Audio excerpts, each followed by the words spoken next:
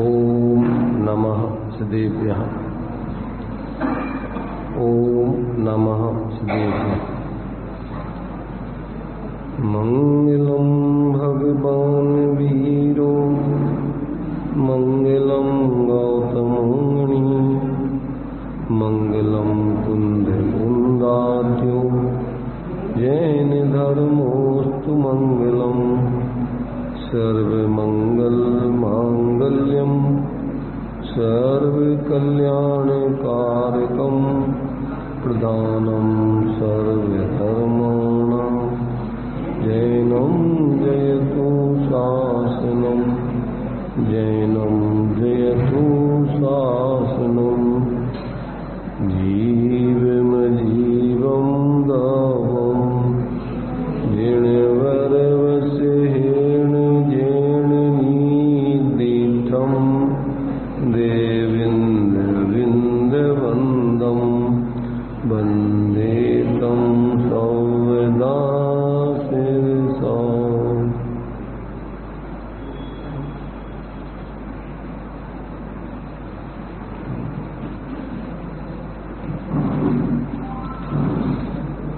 अभी अपना स्वाध्याय में ग्रंथ द्रव्य संग्रह जी चल रहा है। इसमें गाथा अपनी 33 चल रही थी, जिसमें बंध के भेदों को यहाँ पर बताया जा रहा है। जो 7 तत्वों में आश्रव बंध है, तो उसमें बंध के 4 भेद बतलाए। भाव बंध के यहाँ अपने लिए पहले 5 भेद बतलाए थे। सामान्य से मिथ्यात्व, अवरति, प्रमाद, कसाय और योग। फिर उसके भी क्रम से भेद करके मिथ्यात्व के 5 भेद, अवरति के भी 5 भेद, प्रमाद के 15 भेद और योग के 3 भेद अथवा 15 भेद और कसाय के 4 अथवा 25 भेद। ऐसे कुल मिलाकर के सामान्य से उसके 5 के 32 भेद हो जाते हैं और विस्तार में उसके 57 भेद हो जाते हैं। ऐसे ये भाव आश्रव के भेद अपन को बदलाए। भाव आश्रव माने जीव के परिणाम, जिन भावों से कर्म आते हैं उन भावों को भाव आश्रव कहते हैं, और जो कर्म आते हैं वो द्रव्य आश्रव कहलाते हैं। ज्ञानावरणादिक कर्मों का जीव के भावों के निमित्त से आना वो कर्म आश्रव कहलाता है। तो ये आश्रव और बंध ही संसार की मूल हेतु है। ये जीव आश्रव और बंध यानी अपने स्वरूप को भूलकर और फिर पर पदार्थों में मूर्छित होकर के और ये मिथ्यात्व का परिणाम करता है। उसी प्रकार से अपने शांत स्थिर स्वरूप को छोड़कर क्रोधादिक कसायों की प्रवृत्ति करता है। अपना जो है ऐसा अप्रमाद रूप, ऐसा जो स्वरूप है उसको छोड़कर और ये प्रमाद में प्रवृत्ति करता है, माने स्वरूप की असावधानी रूप परिवर्तन करता है। ऐसे इसके जो है, और इसी प्रकार से 5 पापों से रहित ऐसा जो आत्मा का स्वरूप है उनको भूलकर ये 5 पाप आदि में प्रवृत्ति करता है। अथवा अवरति के 12 भेद भी है कि 5 इंद्रिय और मन के विषयों में प्रवृत्ति करना और 6 काय के जीवों की हिंसा से विरक्त नहीं होना, उनमें प्रवृत्ति करते रहना, ये अवरति के भेद है। और ऐसे ही अपना जो निष्क्रिय आत्मा का स्वरूप है, ऐसे उस निष्क्रिय योग माने चंचलता रहित स्वरूप को भूलकर मन वचन काय के अवलंबन पूर्वक आत्मा के प्रदेशों में चंचलता उत्पन्न करने वाला, ऐसा जो मन वचन काय के अवलंबन पूर्वक जो आत्मा में, आत्मा के प्रदेशों में क्या है चंचलता होती है, वो प्रमाद माने वो योग है। वो भी सामान्य से मन वचन काय का अवलंबन और विशेष रूप से वचन के 4, मन के 4 और काय के 7, ऐसे 15 योग हो जाते हैं। ऐसा इस प्रकार से ये 57 प्रकार का आश्रय जीवन में अज्ञान दशा में जीव के चलता रहता है। तो आश्रय पूर्वक ही फिर बंद होता है, तो बंद भी 4 प्रकार का यहाँ पर बतलाया है। जो भी कर्म आते हैं उनकी प्रकृति, जाति, किस जाति के कर्म आते हैं वो प्रकृति है, कितनी मात्रा में आते हैं वो प्रदेश है, और कब तक के लिए बंधेंगे वो आत्मा के साथ वो उसकी स्थिति है, और क्या फल देंगे, कैसा अनुभव कराएंगे, ऐसा वो उसका अनुभाग है। ऐसे 4 प्रकार की स्थिति को लेकर के वो कर्मों का बंध होता है आत्मा। ऐसा भी वो द्रव्य बंध के 4 भेदों की चर्चा अपन यहाँ पर अभी कर रहे थे। इसका थोड़ा सा विस्तार में अपन स्वरूप यहाँ पर समझाया गया दृष्टांत देकर, उसको ही यहाँ पर अपन थोड़ा पढ़ते हैं, फिर उस पर चर्चा करेंगे। तो ये प्रकृति, प्रदेश, स्थिति, अनुभाग। तो 33वीं गाथा में तो उसके 4 प्रकार का पहली लाइन से 33वीं गाथा की 33वीं गाथा की प्रथम लाइन में तो ये 4 भेदों के नाम बतलाए हैं, और दूसरी लाइन में उसकी 33वीं गाथा की उसके कारण बतलाए हैं कि प्रकृति, प्रदेश, स्थिति, अनुभाग बनने का कारण क्या है। तो उसमें दूसरी लाइन में दिया है योगा पयडी पदेशा, योग से तो प्रकृति व प्रदेश बंद होता है, और ठिधि अनुभागा कसाय दो होती, अर्थात स्थिति व अनुभाग। गला पकड़ लिया। स्थिति और अनुभाग ये कसाय से उपयोग की मलिनता, योगों की चंचलता योग कहलाता है। आत्मा के प्रदेशों में जो चंचलता होती है वो योग कहलाते हैं, आत्मा का योग, और उपयोग की मलिनता वो कसाय कहलाती है। तो इन दोनों से जो है योगों से चंचलता से कर्म आते और मलिनता से बंधते। जैसे अपन दृष्टांत देते ना कि जैसे धूली आती है और दीवार में वो चिपकना कैसे होता है, तो दीवार में जो सचिक्रणता होती है, चिकनापन होता है, उससे चिपकती है।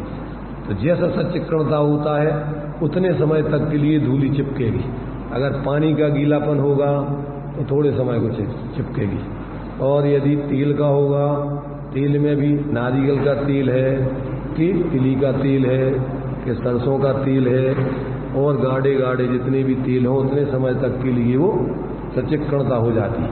ऐसे ही कसाय अनंतानमंदी है, अप्रतिख्यान है, प्रतिख्यान है, संजलन है। तो संजलन कसाय तो जैसे पानी की रेखा है, तो थोड़ी आई, थोड़े समय के लिए अंतर्मुहूर्त के बाद फिर शांत, ज़्यादा समय नहीं टिकता। इसी प्रकार अनंतानमंदी के बाद, अनंतानमंदी तो उसका तो ये तो संजलन का है, संजलन कसाय का तो माने आना और जाना, ज़्यादा समय अंतर्मुहूर्त से ज़्यादा वो कसाय नहीं टिकती।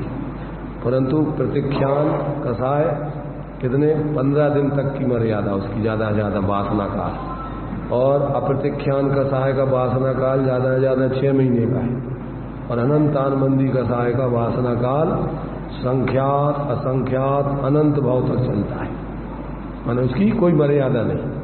जैसी उसकी अनंतानमंदी की वासना बन जाए, तीव्र वासना बन जाए तो, और यदि उस अनंतानमंदी को भेद विज्ञान करके तोड़ो तो जल्दी उसको तोड़ सकते हो, और यदि नहीं तोड़ो तो उसके लिए जब तक चलती रहेगी, असंख्यात वर्षों तक चलती रहे, अनंत काल तक चलती रहे, उसका कोई ठिकाना नहीं। तुम्हारे ऊपर है कि तुम यदि तत्व ज्ञान करके उस कसाय को बुरा जान के और उससे भेद विज्ञान करके हट जाओ तो छूट जाएगी, टूट जाएगी, और नहीं हटो तो फिर वो अंदर ही अंदर वो धारा प्रवाह चलती रहती वासना। तो इस प्रकार से कसाय तुम्हारे लिए बंधन का कारण है। मूल में योगों से तो कर्म आते हैं और कसाय से बंधते हैं। तो आत्मा के प्रदेशों में चंचलता होने से तो कर्मों का आना है। अब साथ में तुम्हारे उपयोग की जो मलिनता होगी उससे फिर तुम्हारे वो उस जाति के कर्मों का बंध होता है। तो ये जीव के गुणस्थान प्रमाण जैसी कथा है, उसमें भी तीव्रता मंदता कितनी है, सबकी अलग अलग क्वालिटियाँ होती हैं। ऐसा है जो है अपन को उसका स्पष्टीकरण करने के लिए ये यहाँ पर दृष्टांत दिए बहुत सारे, इसको अपन पढ़ करके देखिए, थोड़ा सा उस पर अपन विचार करें। अनुभाग और प्रदेश के भेद से इसमें पैडिठि अनुभाग प्रदेश भेदा दो चतुर्विधो बंधो, प्रकृति स्थिति अनुभाग और प्रदेश के भेद से बंध 4 प्रकार का जानना। इसकी टीका पढ़ रहे हैं हम 33 गाथा की, उसका विस्तार। ज्ञानावरण, अब एक एक का प्रकृति उसका स्वभाव बतला रहे हैं। 8 प्रकार की मूल प्रकृतियां हैं कर्मों की, अपन पढ़ते हैं। ज्ञानावरण, दर्शनावरण, वेदनी, मोहिनी, आयु, नाम, गोत्र और अंतराय, ये 8 कर्म है मूल, 8 प्रकृतियां हैं। अब इन्हीं के उत्तर भेद पर 148 भेद हो जाते हैं। ज्ञानावरण के कितने, दर्शनावरण के कितने, वेदनी के कितने, मोहिनी के कितने, ये सब आगे इसमें खुलासा चलते हैं। इस प्रकार से ये अभी तो पहले उनकी परिभाषा बतला रहे। ज्ञानावरण का क्या काम है, उसकी कैसी प्रकृति है, तो देखिए ज्ञानावरण कर्म का स्वभाव क्या है। जिस प्रकार पर्दा देव के मुख को ढक देता है, उसी प्रकार ज्ञानावरण कर्म ज्ञान को ढक देता है। ज्ञानावरण का स्वभाव क्या है, निमित्त रूप में क्या है कि आत्मा के स्वरूप के स्वभाव के ऊपर आवरण आ जाना, जिससे उसका जो स्वभाव है वो दिखाई नहीं देता है। तो जैसे मूर्ति के ऊपर क्या आ जाए, पर्दा डाल दिया जाए, भगवान के देव की मूर्ति है और सामने कोई पर्दा डाल दे, तो जैसे भगवान का मुख दिखाई नहीं देता है ना, उनका स्वरूप दिखाई नहीं देता है, उसी प्रकार ज्ञानावरण अपने ज्ञान यानी अपने मूल स्वरूप को ढकता है। ऐसा ज्ञानावरण का स्वभाव है। दर्शनावरण का क्या स्वभाव है, तो कहते हैं राजा के दर्शन में जिस प्रकार प्रतिहारी जानते, द्वारपाल खड़े रहते हैं जो बड़े बड़े लोगों के सामने, ऐसे ये आत्मा बहुत बड़ा देव है, चैतन्य देव 3 लोक का राजा है। तो इसके भी दर्शन करने के लिए बहुत मुश्किल से दर्शन होते हैं इसके। तो इसके लिए प्रतिहारी कौन खड़ा हुआ है, द्वारपाल, दर्शनावरणी कर्म। तो वो जो है उसके लिए दर्शन करने के लिए राजा के दर्शन नहीं होने देता है। तो उसी प्रकार दर्शनावरण कर्म दर्शन में रुकावट करता है, आत्मा का सामान्य अवलोकन दर्शन नहीं होने देता है। साता और असाता वेदनी का स्वभाव क्या है, मधु से लिप्त तलवार की धार चाटने से जिस प्रकार सुख थोड़ा और दुख बहुत होता है, उसी प्रकार वेदनी कर्म सुख अल्प और दुख अधिक उत्पन्न करता है। क्या करता है, माने क्या है कि पुण्य पाप का उदय है, और पुण्य के उदय में व्यक्ति उस पुण्य के उदय में जुड़ता है, तो सुख तो थोड़े समय के लिए। कल हमने बतलाया था कि आपके लिए मान लीजिए भूख लगी है, तो भूख लगी है तो आपको भोजन चाहिए है। अब भोजन में भी आपके मान लो जो इच्छा है, आप चाहते अच्छी मिठाई मिल जाए खाने। अब उस मिठाई को तुम्हारे लिए पहले तो बनाने में, सेटिंग करने में कितना समय लगेगा, और खाने में सुख कितना है, इधर जबान तक रखी और नीचे उतरा दी, और अब ज़्यादा खा ली तब उसको पचाना, दुनिया की झंझट खड़ी। तो उससे सुख तो शांति तो थोड़ी और अशांति बहुत है। इसलिए वेदनी कर्म में कहते हैं वास्तव में सुख तो कहने मात्र का है, वो तो भ्रम है। वास्तव में तो सुख क्या, सुखाभास है। मैंने भोजन करने में उसी समय जैसे मान लीजिए अपन ये दे रहे हैं ना, तलवार का दृष्टांत दिया कि आपने शहद लपटी, तलवार की धार के ऊपर शहद लपटी थी और उसके लिए चाटा, तो चाटते समय उसका मीठेपन का स्वाद तो थोड़ा लगा और जबान कट गई, तो अब परेशानी खड़ी। तो सुख तो थोड़ा और दुख घना, परेशानी बहुत है उसमें। ऐसे ही जो है ये वेदनी में उदय पुण्य के उदय में पुण्योदय जिनके तिनके भी ना ही सदा सुख साधा। वो हमेशा तो रहता नहीं, थोड़ा सा उदय आता है और फिर फूल होके पाप का उदय बन जाता है। और भोगते समय पाप बंद ही होता है, पर पढ़ते ना, पुण्य का फल भोगने से पाप बंद होता है। भोग पुण्य फल हो एक इंद्री क्या इसमें लागी। इसलिए सम्यक दृष्टि जीव पुण्य के उदय में आसक्त होकर के उसमें प्रवृत्ति नहीं करती, सावधानी रख करके बराबर अनासक्ति भाव से, वियोग बुद्धि से उसमें प्रवृत्ति करके और अपने स्वरूप की विघात नहीं होने देते।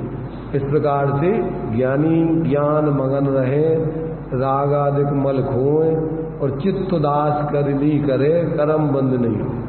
ज्ञानी उस पुण्य के उदय में अपने स्वरूप को भूल करके प्रवृत्ति नहीं करते, अपना मूल स्वरूप ध्यान में रखकर, भैया अपना मूल स्वरूप तो शांत रहने का है, जानना देखना है, ये अपने लिए भोगों में लग करके राग द्वेष इष्ट अनिष्ट की कल्पना करना नहीं। ऐसा वो जो है अपने ज्ञान की सावधानी रख करके जानते हैं, उसमें एकत्र बुद्धि करके मूर्छित नहीं होते। तो इस प्रकार से यहाँ पर जो है ये वेदनी कर्म जो है, इस प्रकार से जो मोही जीव अज्ञानी जीव उस पुण्य के उदय में जुड़ते हैं तो सुख थोड़ा, जैसे तलवार पे लगी हुई जो है क्या है शहद, अपन जो है चाशनी शक्कर के अपन जो है पूरे की चाशनी बनाए और जो है वो अपन उस चाशनी को जैसे मान लीजिए अपन छुटा रहे हो चाकू से, चिपक गई है, अब उस चाशनी को अपन जो सोचेंगे चाकू में से कि चाशनी अपन खा लें, तो उसको चाटें तो जैसे उसकी स्वाद का आनंद तो कम और जबान कट जाने तो तकलीफ बहुत है। ऐसे ही उस पुण्य के उदय को भोगने में शांति तो कम, कहने मात्र की सुख तो कहने मात्र का, और वास्तव में आकुलता ही विशेष होती है, दुखी होता है। इसके बाद मोहिनी कर्म का स्वभाव क्या है?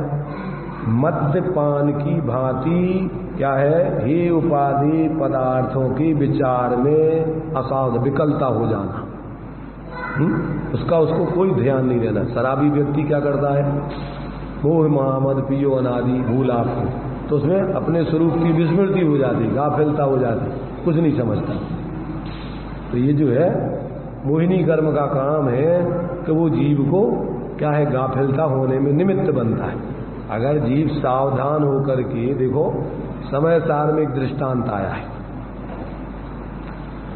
अरति भाव से कोई मद्यपान करे तो उसको शराब चढ़ती नहीं है।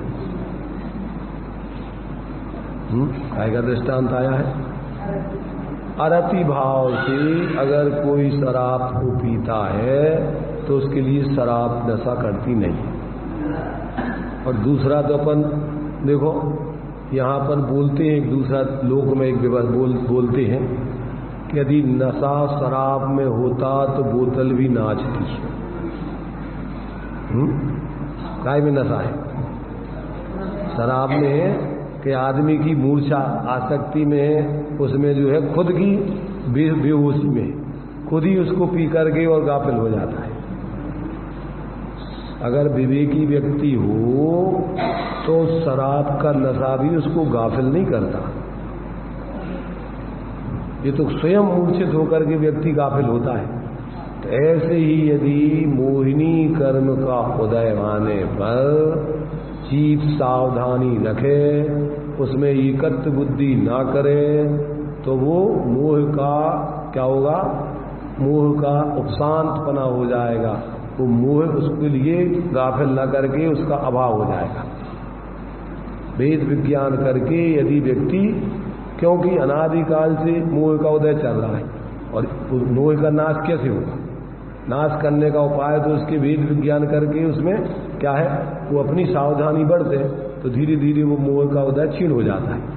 ऐसे ही जब ये जीव अपने स्वरूप को संभालता है तो फिर वो उसके लिए वो क्या है, शराब, देखो उसके लिए दूसरा उपाय ये बतलाया है कि शराब उसकी एंटी उपाय है, उसकी शक्ति को क्षीण करने के लिए उसमें कोई चीज डाल दी जाती है। क्या कर दिया जाता है उसमें, अलग अलग है। जैसे किसी व्यक्ति को भांग चढ़ जाए, भांग का नशा, तो उसके उतारने के लिए खटाई बतलाई है, उसको खटाई खिला दो, तो उसकी भांग का नशा उसको चढ़ता नहीं। ऐसे ही शराबी व्यक्ति के सामने कोई अच्छे सामने उसको दादा खड़ा हो जाए कोई, ऐसा बोलते हैं कि इसको चढ़ाने का उपाय क्या है? चढ़ने का उपाय इसका उल्टा है कि अगर भांग को मीठा मांगती है, भांग मांगे मीठा और गांजा मांगे घी और दारू मांगे जूता, ऐसा एक लोक में कहावत है।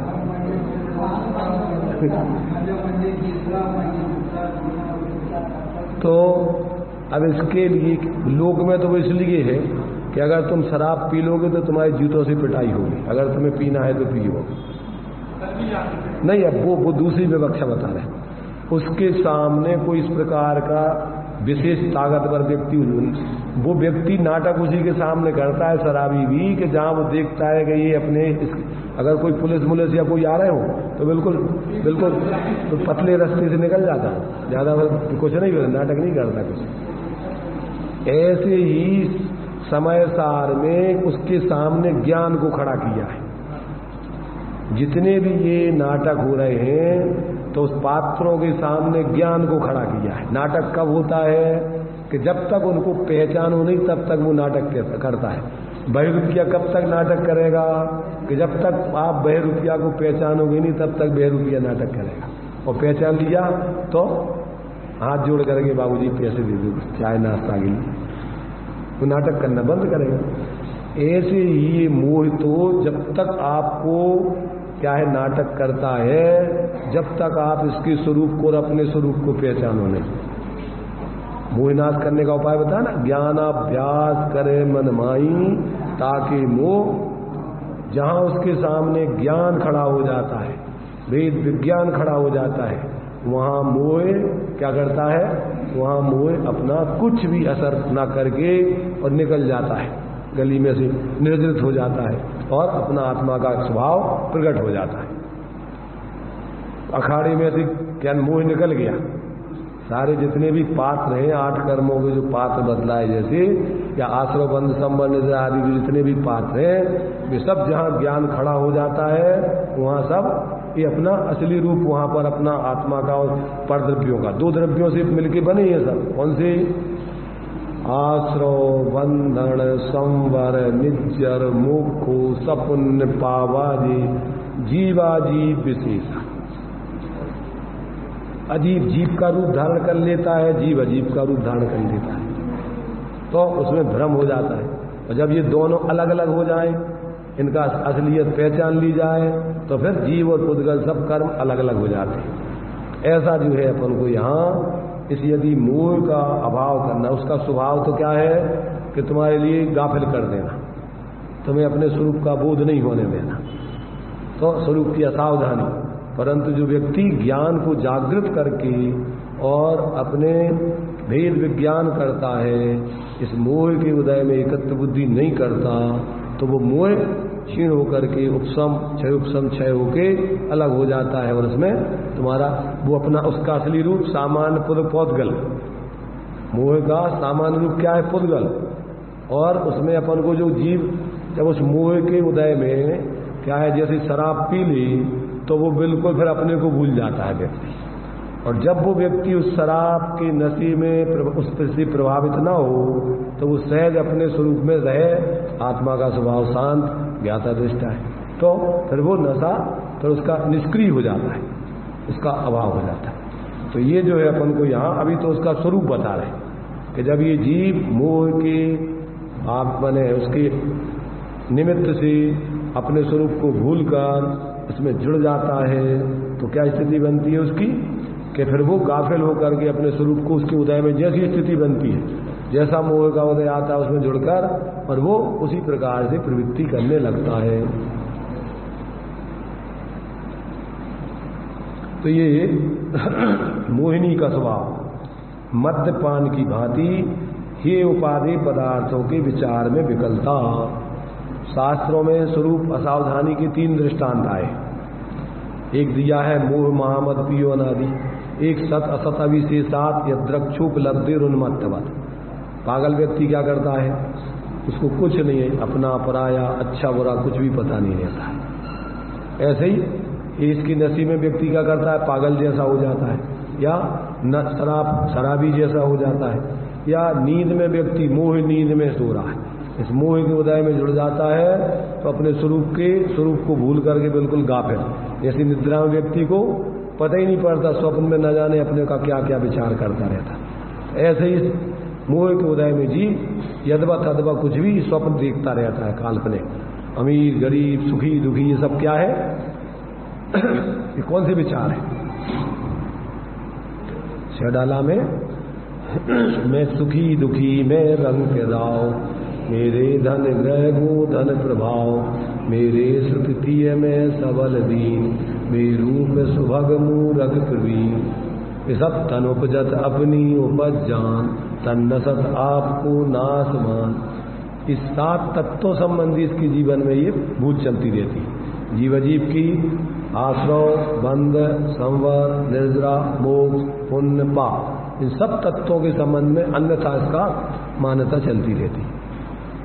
ये क्या है, ये मोह है, दर्शन मोह, 7 तत्वों का विपर्यास और तत्वों का सही सिद्धांत, वो सम्यक दर्शन। जीव को जीव जानना, अजीब को अजीब जानना, आश्रव को आश्रव जानना, बंध को बंध जानना, उसे ही मानकर उससे निवृत्ति करना, संवर को प्रकट करने लायक जानकर उसको प्रकट करके उस रूप प्रवृत्ति करना, निर्जरा को और विशेष अपने लिए प्रकट कर, विशेष रूप से उसमें प्रवृत्ति करने लायक है तो उसमें विशेष प्रवृत्ति करना, और मोक्ष को भी पूर्ण प्रकट करने लायक जानकर उसको प्रकट करके पूर्ण स्वाभाविक प्रवृत्ति करना। तो ये तो अपने लिए उसका सही स्वरूप है। और इसके विपरीत देह जीव को एक गिने तो देह है तो अजीब और आत्मा है जीव, और दोनों को एक मानता है, अलग अलग नहीं जानता कि देह अलग है और आत्मा अलग है। जल पय जो जियतन मिला प्रभिन्न में, इसको दोनों को एक ही मान लेता है, न जीव की अलग सत्ता न अजीब की अलग सत्ता, दोनों की एक दूसरे की एक दूसरे मय हो जाता है। फिर इसमें एक दूसरे की भूल क्या है, तन उपजत अपनी उपज जान, तन नसत आपको नासवान, ये क्या हो गई, ये अजीब तत्व की भूल है। और चेतन को है उपयोग रूप, चिन्मूरत बिन मूरत अनु, पुद्गल नव धर्म अधर्म काल, इनते न्यारी जीप चाल, ताको न जान विपरीत मान, कर करे देह में निष्पहचान। ये कौन से तत्व की, ये जीव तत्व की भूल हो गई। और रागादि प्रगट ये दुख देन, तिन्हीं को सेवत के नच्चे, ये आश्रव तत्व की भूल हो गई। बंध में शुभ अशुभ बंध की फल मजा, रति अरति करे निज पद विसा। तो शुभ अशुभ है तो दोनों बंध, एक में रति करता है एक में अरति करता है, ये बंध तत्व की भूल है। उसके लिए दृष्टांत क्या दिया, एक सोने की बेड़ी और एक लोहे की बेड़ी, कौन सी बेड़ी अच्छी है, कौन सी बेड़ी से बंधना चाहोगे। एक फर्स्ट क्लास जेल है और एक थर्ड क्लास जेल है, कौन सी जेल में जाना चाहते हो। नेता लोगों को, ऊंचे नेता होते ना, उनके लिए कौन सी जेल में जाना पड़ता है। तो यहां पर ऊंचे नेता माने व्यवहार धर्म के धारी, ये बड़े नेता है, लोग में इनकी थोड़ी प्रतिष्ठा होती है, इसलिए इनको ऊंची जेल देती है प्रकृति है? और जो पाप को करने वाले हैं, व्यसनी सप्त व्यसन आदि हिंसा आदि करने वाले, वे लोग में बुरे माने जाते हैं, तो उनके लिए कौन सी जेल, उनके लिए नीचे की नरक की जेल। और ऐसे जो बड़े बड़े नेता लोग हैं, व्यवहार धर्म का पालन करने वाली मात्र, उनके लिए कौन सी जेल, उनके लिए ऊपर स्वर्ग वाली जेल। कौन सी जेल पसंद है विनोद जी, कौन सी जेल में जाना है। जो पुण्य करते हैं, धर्म नहीं करते हैं, निर्बंध दशा की साधना नहीं करते हैं, तो उनके लिए जो पुण्य को हित अच्छा मानते हैं, ये आश्रव तत्व की बंध तत्व की भूल है। पुण्य के फल को अच्छा मानते, शुभ अशुभ बंध के फल मजार, रति अरति करे निज पद विसा। अपना स्वरूप तो क्या है कि पुण्य पाप के फल सुख और दुख से परे आनंद स्वरूप है। पुण्य के उदय में अपन सुख का अनुभव करते हैं, पाप के उदय में दुख। ये दोनों कर्म का फल है और आत्मा का स्वभाव आनंद है। सुख दुख तो ये क्या है, 5 इंद्रियों के विषय संबंधी जिसमें सुहावना लगे वो सुख और जिसमें असुहावना लगे वो दुख। तो 5 इंद्रियों के विषयों में जो अपन को अच्छा लगता है वो क्या है, वो सुख नाम का पुण्य का फल है, और जिसमें असुहावना लगता है वो पाप। तो ये दोनों है तो कर्म का फल, इसमें आत्मा का स्वभाव तो एक में भी नहीं है। तो ये जब तक व्यक्ति को तत्व का ज्ञान नहीं होता है तब तक ये संसार का ही पात्र जीव बना रहता है। उसमें ये सब इन तत्वों का विपर्यास करके ही निरंतर भ्रम से और अपने को धर्मात्मा आदि मान के जीता है। तो ये जब तक व्यक्ति को तत्व ज्ञान नहीं होता है तब तक वो क्या है, पुण्य पाप का फल और पुण्य पाप दोनों। पुण्य के फल को अच्छा मानोगे, पुण्य को करने में लगोगे, पाप के फल को बुरा मान करके उससे द्वेष करोगे, उसको नहीं करोगे। परंतु है तो ये दोनों अभी संसार। देखो एक भूमिका इसकी तीसरी बनती है, अपन ने इसमें बीच में पढ़ चुके हैं कि सम्यक दृष्टि और मिथ्या दृष्टि इन 7 तत्वों में से किस पदार्थ का करता है, अपन पढ़ चुके हैं अभी बीच में। तो इस पुण्य की भूमिका बीच की है। क्या कि जब सम्यक दृष्टि मूल में तो वो 3 पदार्थों का करता है। कौन कौन से? संवर, निर्जरा और मोक्ष पदार्थों का करता है। परंतु जब वो पूर्ण रूपेण अपने स्वभाव में स्थिर होने में अक्षम होता है निचली भूमिका में, तो फिर वो अशुभ स्थानों से बचने के लिए, पाप बंध आदि से बचने के लिए फिर वो साथ ही साथ पुण्य तीर्थंकारक आदि प्रकृति का बंध करने वाला इस प्रकार से पुण्य में प्रवृत्ति करता है। परंतु उसमें भी सावधान, गाफिलता नहीं। वो परिस्थिति जन्य है कि चूंकि अभी पूर्ण रूपेण स्वरूप में स्थिर होने में अक्षम है, इसलिए अभी वर्तमान परिस्थिति में अपन चूंकि और दूसरी इतने अपने उपयोग को नीचे कोई स्थान से पाप आदि से बचाने के लिए अभी वर्तमान में अपन तात्कालिक ये इस शुभ कार्य में ऐसे तीर्थंकर प्रकृति आदि शुभ बंध को करता है।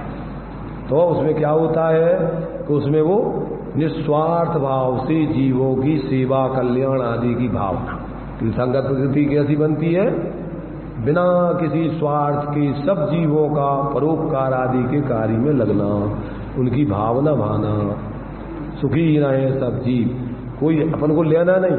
परंतु अभी चूंकि अपन पूर्ण स्वरूप में स्थिर होने में अक्षम है, तो अभी पूर्ण निर्विकल्प नहीं रह सकते, शुद्ध उपयोग में नहीं रह सकते।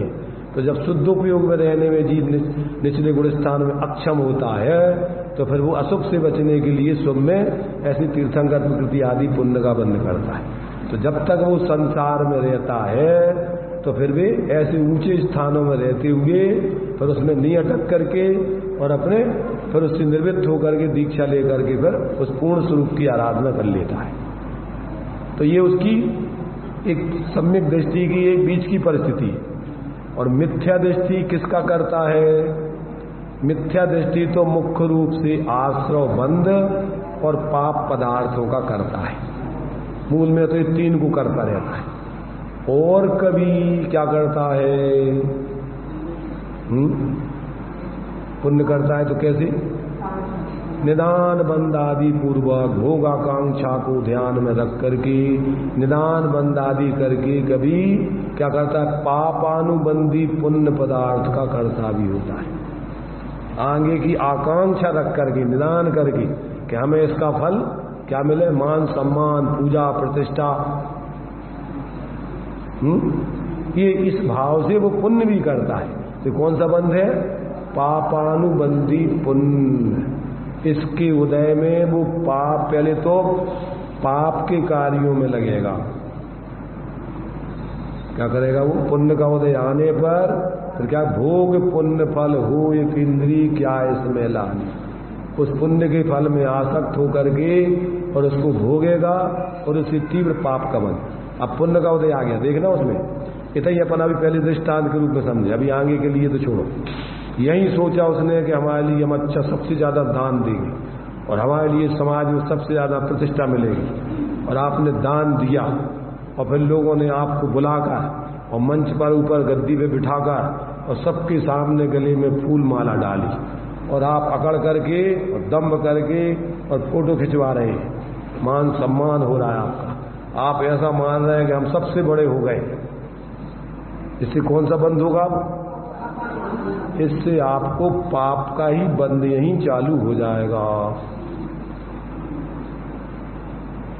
अरे भाई ये सब जीव, ये तो तुम्हारा धन तुम्हारा है नहीं, उदय से मिला है कर्म के, और तुम उसमें सोच रहे हो कि हमारा। पहले तो यही मिथ्यात है और फिर उससे तुम अपना बड़प्पन मान रहे कि दूसरा अहंकार भाव, मान कसाय का भाव, मिथ्यात पूर्वक तीव्र कसाय चल रही। तो यही तुम्हारे लिए जो है उससे पाप बंधना। दूसरों की नजरों में ये देखो नंबर 2 के धंधे करके दान दिया और क्या बड़ा बन करके वो बड़ा अपने को दिखा रहा है।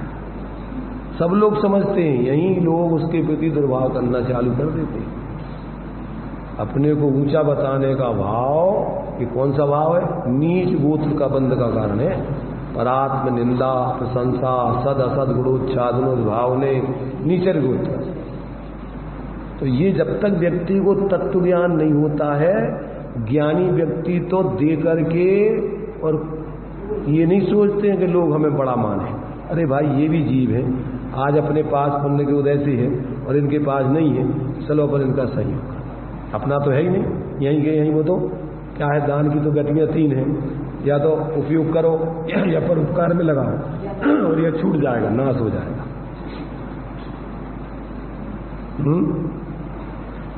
क्या होगा उसका? अगर उसका उपयोग सदुपयोग नहीं होगा, स्वहित में परहित में नहीं लगाओगे तो वो तो छूटना ही है, तुम्हारा है ही नहीं। इसलिए विवेकी व्यक्ति तो बिना दंभ की, बिना स्वार्थ की, दूसरे व्यक्तियों को अपने समान समझता सहज रूप से आत्मीयता से उनका संयोग करके सहज रहता है। कोई मान सारे भाई इसमें क्या बात है, इसमें हमारा क्या है भाई, ये तो इसलिए वो देते हैं कि वो तुम्हारे से दीवान जी दान देते थे तो नीची निगाह करके, तो वो पूछते थे लोग कि भैया तुम दान देते हो नीची निगाह करके क्यों देते हो? वो क्या कहते थे? देने वाला और है, देत रहत दिन देन, और लोग भरम मुंह पे करें याते नीचे नेन। लोगों को ऐसा लगता है जैसे ये दे रहे हो इसलिए हम कि भैया हम तो ये दूसरों का माल आया है और जिसने दिया है हम तो उनकी तरफ से बांट रहे, हमारा इसमें कुछ नहीं है, इसलिए दंभ करने की जरूरत नहीं है।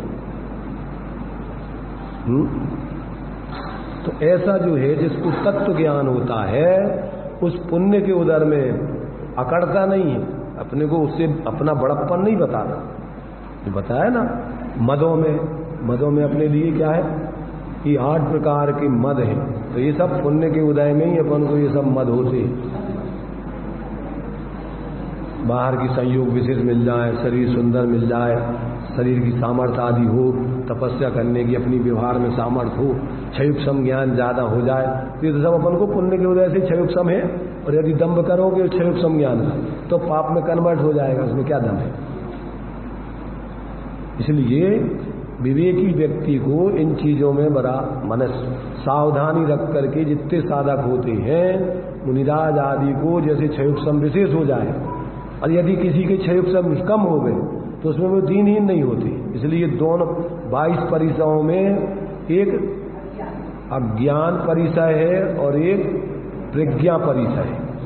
तो प्रज्ञा माने क्षयुक्षम ज्यादा हो जाने पर उससे अपने को बड़ा नहीं मानना, और अज्ञान परिचय में क्षयुक्षम कम होने पर अपने को दीनहीन नहीं मानना, क्योंकि ये तो कर्म के उदय की परिस्थिति है। अपन तो सामान्य ज्ञान स्वरूप है, उसमें अपन को क्या अपने को दीनहीन मानना है।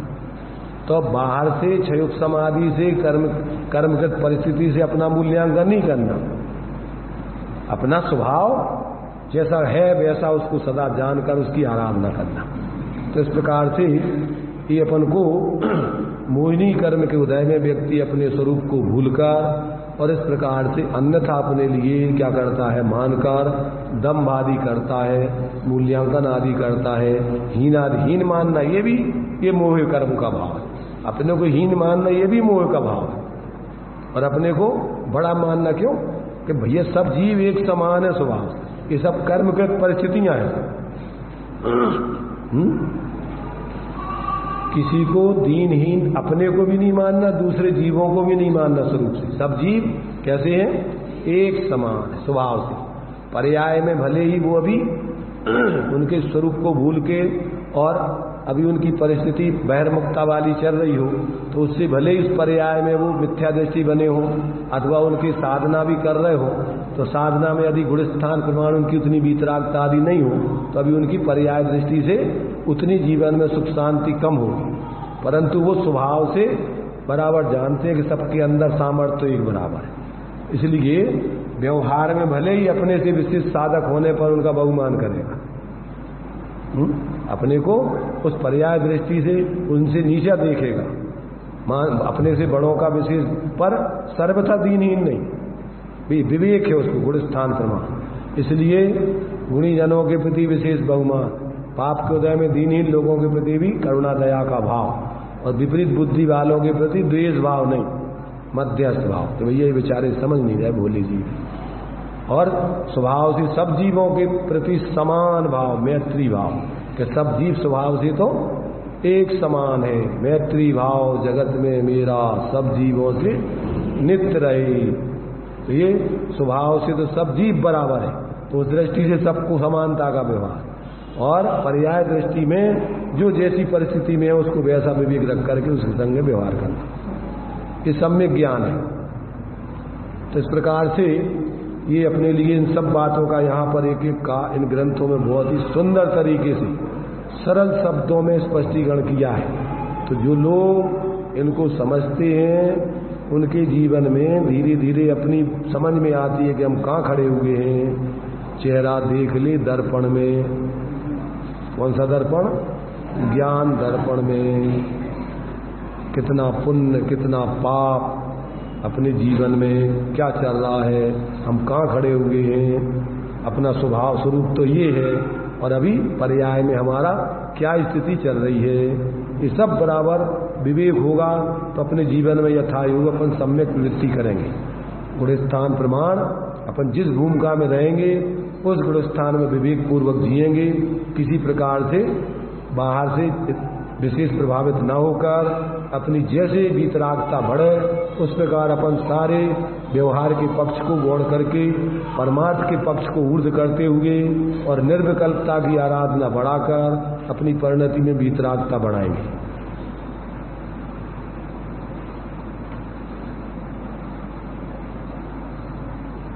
ये अपन को यहाँ पर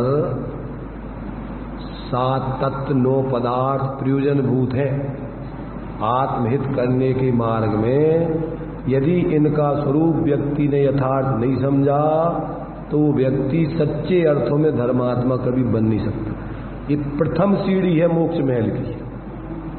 7 तत्व 9 पदार्थों का यथार्थ स्वरूप समझ के और फिर उसमें स्व पर ही उपादेय का निर्णय करके और स्व को स्व मानकर पर को पर मानकर हे से निर्वृत्ति करते हुए उपादेय में प्रवृत्ति करते हुए गुणस्थान प्रमाण जीना, ये इन 7 तत्वों का समझने का प्रतिफल है।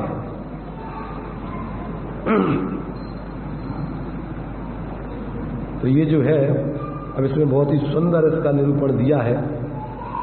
इसको अपन क्रम से यदि इसको अपन वास्तव में पूरा का पूरा अभी दोपहर में ही ग्रंथ चल रहा है, जितना प्रयोजनभूत 6 द्रव्य 7 तत्व 9 पदार्थ है और उसकी सिद्धि का कारण मोक्ष मार्ग है, उस मोक्ष मार्ग और उस मोक्ष मार्ग का सिद्धि का कारण ध्यान, ये 4 प्रकरण इसमें लिए हैं मुख्य से। कौन कौन से? इस विश्व की व्यवस्था कहाँ से कैसी है उसको बताने के लिए 6 द्रव्यों का स्वरूप, इसमें से हम अपना हित कैसे करें, उसमें 7 तत्व 9 पदार्थों का स्वरूप। उस 7 तत्व 9 पदार्थों में अपने लिए हे तत्व का त्याग, उपादेय तत्व का ग्रहण, स्व को स्व जानकर पर को पर जानकर किस विधि से हो, तो उसमें मोक्ष मार्ग की सिद्धि, और उस मोक्ष मार्ग की सिद्धि का उपाय आत्म ध्यान। तो ऐसे 4 प्रकरण मुख्य रूप से निश्चय व्यवहार से समझाए। तो अभी अपना पहला अधिकार हो चुका है कि दूसरा अधिकार 7 तत्व 9 पदार्थों का अपन यहाँ ले रहे हैं। तो अभी तो अपने लिए चूंकि आज अपन ने थोड़ा आयोजन दूसरा भी लक्ष्य रख के यहाँ पर दोपहर में अपन ने रखा है, इसलिए चूंकि अपन इसको इस चर्चा को यहीं अपन लगभग विराम देकर फिर दूसरा भी उसी से संबंधित अपनी आज और भी दूसरी चर्चा है, जिसको अपन 10 लक्षण पर्व के बाद, क्योंकि अपन लोग क्या है, अब व्यापारी वर्ग है, ज़्यादा समय तो है नहीं है, उसी 10 दिन में ही अपन सब निपटाना चाहते हैं। ये तो 10 दिन पहले धर्म की आराधना करो शांति से, और फिर इसके बाद में इसके बाद जो भी प्रतिफल आदि है उसके बारे में चर्चा करो। तो अपन क्या है, अभी अपने पास टाइम नहीं है, कुछ परिस्थिति भी ऐसी बनी हुई है कि अपन को व्यवहारिक दृष्टि से भी उसको वही आगे पीछे करके उसको अपन को उसकी फॉर्मेलिटी पूरी करना है।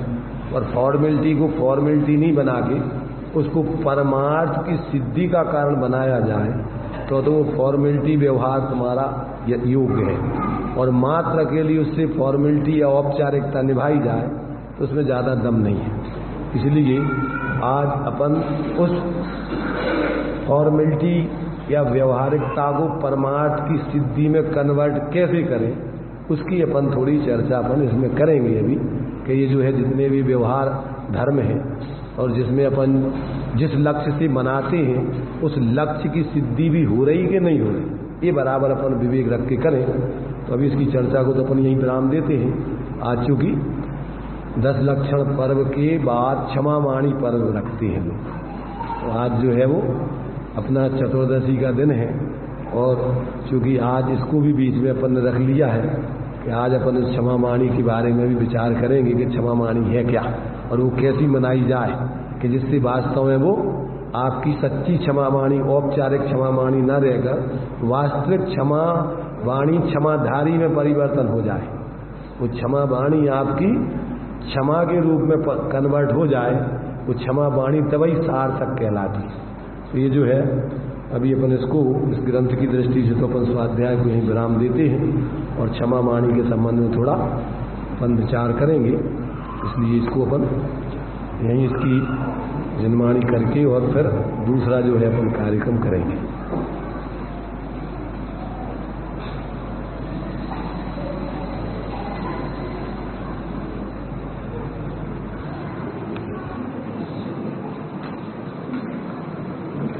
जीवाजी विशेषा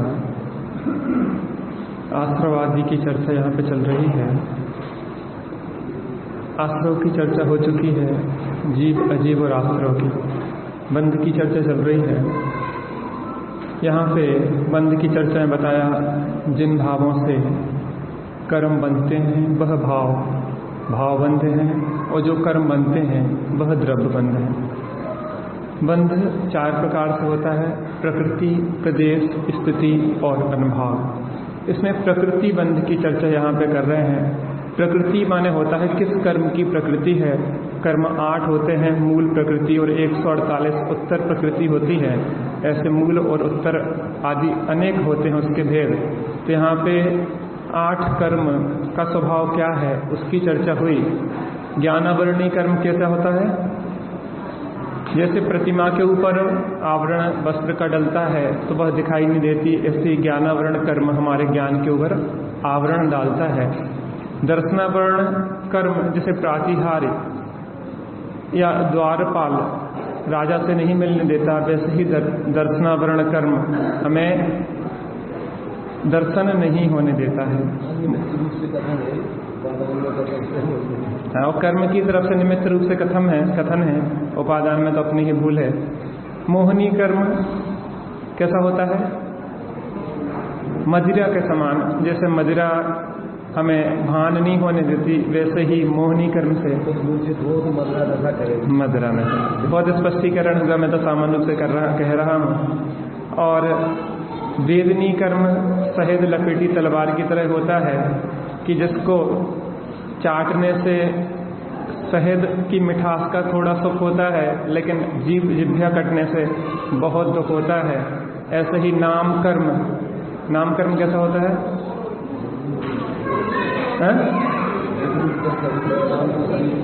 हाँ, आगे होगी, बाकी जो चर्चा भी हो चुकी है। देखिए, आज आप लोग इकट्ठे हुए हैं, क्षमावाणी पर्व का अवसर है। वैसे तो क्षमावाणी बाद में आता, आप लोग पहले मनाते हैं। हमारे यहाँ तो एक दिन बीच में छोड़ के उसके बाद मनाते, लेकिन कोई बात नहीं, जब मना लो तब सही है। खम्मामी सब जीवाणाम सभ्य जीवा खमंतु में मेसी ये सब भूयेसु बेरम मध्यम ऋणा केण भी। सबसे पहले तो मैं क्षमा मांग लेता हूँ, क्योंकि मेरा बोलना बहुत ज़्यादा होता है और उतनी गंभीरता है नहीं, तो गलतियाँ बहुत होती है। इसलिए सर्वप्रथम आप बड़े बड़े लोग हैं और मेरे द्वारा जो भी बोलने में या किसी भी आचरण द्वारा त्रुटि हुई हो, उसके लिए मैं हाथ जोड़ के आपसे सभी से क्षमा चाहता हूँ। देव साधक गुरु के प्रति अभिनय साधना हुई हो, उनसे बारंबार क्षमा चाहता हूँ। देखिए, दो बातें होती हैं। अगर अपनी गलती दिखे तो क्षमा मांगी जा सकती है, और दूसरे की गलती ना दिखे तो क्षमा की जा सकती है। अपनी गलती दिखे तो क्षमा मांगी जा सकती है, और दूसरों की गलती ना दिखे तो क्षमा की जा सकती है। मैंने आपको एक घटना सुनाई थी पहले दिन, अंतिम दिन भी उसी को सुनाता हूँ। अभी तो क्षमावाणी मनाने के लिए आप लोग तैयार हैं, तो थोड़ा सा उस योग अपन विचारधाराओं में अपन उसको विचार कर लें। एक सेठ जी थे, उनने अपनी बिटिया का विवाह एक युवक से किया। स्थिति ज़्यादा अच्छी नहीं थी, उनने उसकी मदद की, कुछ पैसों की ज़रूरत थी, किसी प्रकार से उसका व्यवसाय चल निकला। मदद पैसे की करने से उसके बाद सेठ जी ने कुछ वर्षों बाद पैसे मांगे। अब वो दमान बन चुका था, तो सेठ जी से कहने लगा कि देखो, एक ही लड़की है, मरने के बाद तो सब हमारा होने वाला है, अब पैसा काहे के पैसे, तुम्हारा भी सब हमारा ही है। सेठ जी के मन में अंदर में बहुत क्लेश हुआ और अंदर में दुख हुआ, बातचीत बंद हो गई। पैसे की तो बात दूर है, लेकिन बातचीत बंद होने की तकलीफ अधिक थी। सेठ जी एक बार ऐसे ही 10 लक्षण महापर्व चल रहे थे, विद्वान बाहर से पधारे थे, और 10 लक्षण में 10 दिन पूरे होने के बाद क्षमावाणी पर्व का दिवस आया, और वहाँ पे पंडित जी कह रहे थे क्षमावाणी के दिवस में कि जो भी होता है उसमें सब अपनी ही गलती होती है। किसकी गलती है? हमारी ही गलती है। स्वयं किए जो कर्म स्वभाव फल निश्चय ही दे देते। क्षमा, सबसे पहले क्षमा मांग रही हो। तो क्या हुआ कि सेठ जी ने कहा, देखो हमारा प्रसंग जो घटना घटित हुई है, इसमें हमारी गलतियां बताइए। आप ध्यान से सुनिए, मैं पूछूंगा क्या क्या गलती हुई थी। सामान्य रूप से तो गलती सेठ जी की नहीं दिखाई देती, दमान की दिखाई देती, लेकिन यहाँ पंडित जी ने बहुत सारी गलतियां सेठ जी की बताई। अब सुनिए कौन कौन सी। पहले तो धन की क्षणभंगुरता का विचार नहीं किया। ये धन तो क्षणभंगुर है, आज है और कल रहने वाला नहीं है। अगर क्षणभंगुरता का विचार करते तो संबंध खराब नहीं करते। दूसरी, इस वस्तु के स्वतंत्र परिणमन का विचार नहीं किया। अरे आज यहाँ है लक्ष्मी, तो कल वहां परिणमित होके जाने वाली है, उसका परिणमन स्वतंत्र और स्वाधीन है, तुम्हारे रोकने से रुकती नहीं है और भेजने से जाती नहीं। उसका परिणमन था तो चले गए, तुम क्यों कलेक्ट कर रहे? कसायों से होने वाले नुकसान का विचार नहीं किया। जो आपने परिणाम बिगाड़े ना, उससे कितना दुख आपने भोगा आपको पता नहीं है। और उससे होने वाले कर्म बंध का विचार नहीं किया कि भविष्य में कौन कौन से कर्मों का बंध होगा। इतनी सारी गलतियां सेठ जी को समझ में आई, तो ने कि अब पंडित जी क्या करें? तब क्या करें? एक मिठाई का डब्बा लो, दमान के यहाँ जाओ और वहां पे जाके कहना कि मेरी ही गलती थी। क्या सब? मेरी ही गलती थी, यह शब्द बोलो। ऐसा ही सेठ जी ने किया और दमाद के यहाँ 8 साल बाद गए, तब तक एक छोटी बच्ची भी हो चुकी थी। तो जैसे ही गेट खोले तो वो क्या कहेंगे, नाना जी आ गए। तो नहीं कि नाना जी आ ही नहीं सकते, नाना जी 8 साल से नहीं आए। नहीं, सही में आ गए। और जैसे ही लड़की आई, दमाद आए, और सेठ जी ने सीधी डब्बे में से मिठाई निकाली और दमाद के मुंह में डाली और कहा कि मेरी ही गलती थी, क्षमा करना। तो दमाद की आंखों में भी आंसू आ गए और चरणों में गिर पड़ा कि नहीं ससुर साहब, आपकी नहीं, मेरी ही गलती थी। और थोड़े से विवेक से वर्षों का क्लेश मिट गया। नहीं तो पता हम क्या करते, बरसों बरस जो क्लेश रखते ना, उससे निरंतर कर्म मानते। जब भी शकल देखेंगे, इसने हमारे साथ ऐसा किया था, ऐसा किया था, ऐसा किया था। तो इतनी बात दोबारा इसलिए कही कि हमारा जिसके प्रति भी अंदर में थोड़ा भी बैर क्लेश चल रहा हो, उनसे अवश्य ही थोड़ी नम्रता विनम्रता धारण करके मिठाई का डब्बा ले जाओ और जाके क्या कहना अपन को, क्या कहना, किसकी, तुम्हारी गलती थी, सब तो मैंने किया, हमारी कुछ गलती नहीं है। ऐसा नहीं, किसकी गलती थी, पूरी गलती मेरी ही थी। और ऐसा हाथ जोड़ के बोलोगे तो कोई पत्थर नहीं है, वो भी आपके प्रति विनम्र होगा और वर्षों वर्ष की कसाएं छूटेंगी। देखिए, अनंतान मंदी कसाय कैसे कहते हैं, 6 महीने से ज्यादा हो जाए तो वो अनंतान मंदी हो जाती है। हमारा जिनके प्रति प्रेम है उनसे भले ना मांगे, लेकिन जिनके प्रति मन में थोड़ा भी क्लेश उत्पन्न हुआ है उनसे अवश्य ही हृदय से हाथ जोड़ के क्षमा मांग ले, तो हमारे अंदर की भी सल निकल जाएगी और सामने वाले के अंदर की भी सल निकल जाएगी और हम सभी प्रेम पूर्वक रहें इसी मंगल भावना से।